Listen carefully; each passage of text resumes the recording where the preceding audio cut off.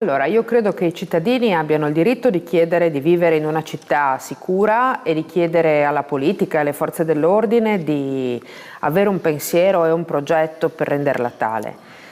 Credo anche però che questo diritto dei cittadini possa venire strumentalizzato e quindi portare a delle visioni della realtà che poi non sono, voglio dire, realistiche, perché il fatto di continuare, e qui lo sottolineo, ad attaccare il sindaco di Udine su questioni che di fatto non sono di competenza del sindaco di Udine, io credo che non sia corretto in quella che è la dinamica politica fra le parti del Consiglio Comunale.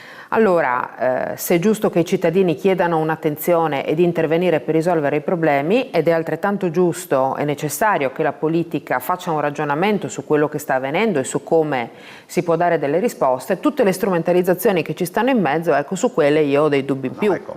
Ma i nostri stessi delinquenti hanno l'idea che c'è una legge che li bastona e li punisce, o si può fare tutto? Perché io stesso, girando per Udine, a volte ho dovuto cambiare strada, no?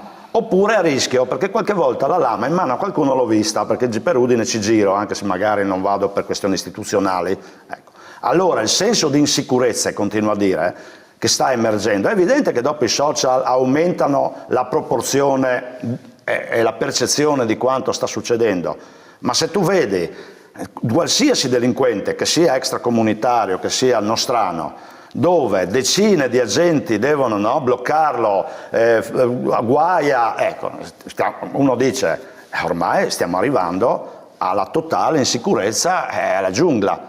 È chiaro che la gente si ribella, è chiaro che poi la politica segue l'opinione pubblica.